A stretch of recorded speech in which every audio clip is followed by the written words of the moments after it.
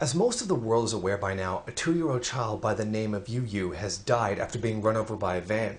The driver was driving slowly when the wheel ran over the child's torso, injuring it. The driver also stopped on the child's torso, then drove forward, running over the child's torso a second time. Immediately after the incident, 19 people proceeded to pass by the injured child, as little as only a few bothering to notice. Footage of it captured by a security camera has circulated the internet, YouTube, and Youku, the Chinese video sharing site. One commentator on the Chinese microblogging site Weibo made the following post. "This society is seriously ill. Even cats and dogs shouldn't be treated so heartlessly." The Chinese public is outraged over the death of this child. Even a woman who was walking hand in hand with her own child ignored the dying toddler as she walked. Chinese authorities have vowed to identify the driver and prosecute him. Currently, officials are debating on pressing charges against all the people who ignored the dying child. I, for one, certainly hope they do.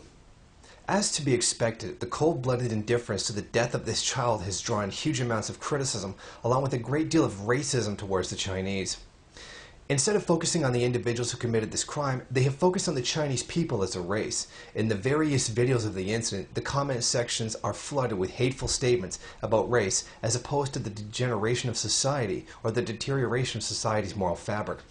To no one's surprise, the US media has come out with all kinds of denunciations of China, calling it all manner of horrible things.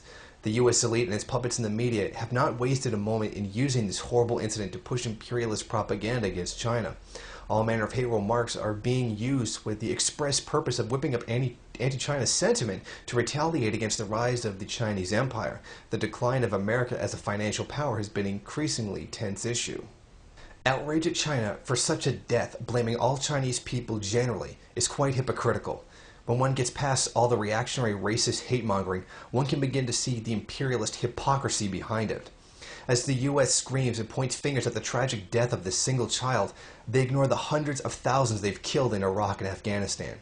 Those children were killed not out of indifference, but out of hatred for their race and country of origin. As US commentators decry China, calling them callous and cold-blooded for the death of this one child, they praise their own military for the attacks that have killed hundreds of thousands of children out of hateful jingoism. A jingoism perpetrated for the profits of the ruling elite.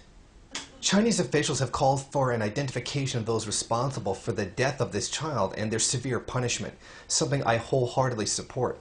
What I would like to see as well is the prosecution of those who've killed hundreds of thousands of children, not out of indifference, but out of a desire to kill. Those who support the imperialist wars in Iraq and Afghanistan ought to look in the mirror before they go off on one of their pro-war racist diatribes.